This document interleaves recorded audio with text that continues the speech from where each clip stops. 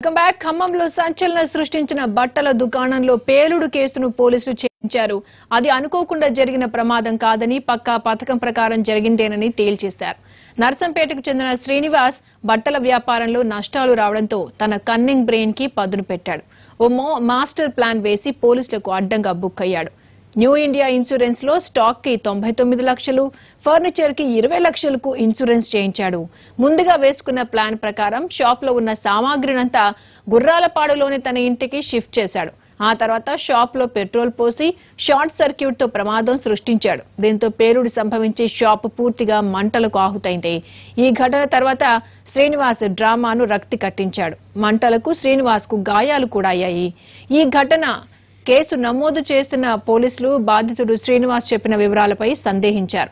కూపీ లాగడంతో Srinivas firing drama మొత్తం బయటపడింది. ప్రమాదంలో గాయపడ్డ శ్రీనివాస్ కోలుకోగానే అరెస్టు చేశారు. కోర్టు రిమాండ్ విధించడంతో జైలుకు పంపారు. డబ్బుల మీద ఆశతో ఎరక్కపోయి ఇరుక్కున్న శ్రీనివాస్ ఉదంతం ఇప్పుడు జిల్లాలో హాట్ టాపిక్ గా మారింది.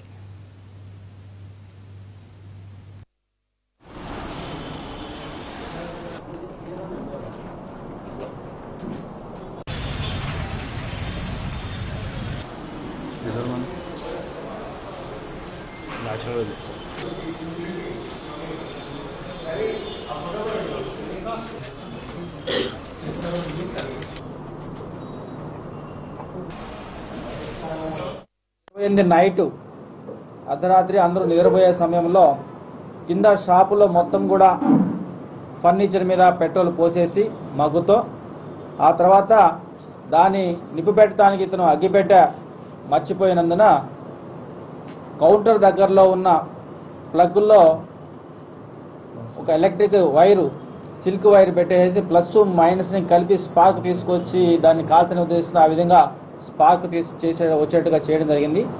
ఆ స్పార్క్ ఒక్కసారిగా ఆల్రెడీ తన పెట్రోల్ పోసి మొత్తం కూడా ఉన్నాడు కాబట్టి దానికి అంటుకోవటం, దాంతోపాటు ఇతని బట్టలు కూడా అంటుకోవటం, ఆ మంటలు అంటుకోగానే ఇతను ఆ ఫస్ట్ ఫ్లోర్ వచ్చేసి పైకి రావడానికి ప్రయత్నం చేయడం జరిగింది.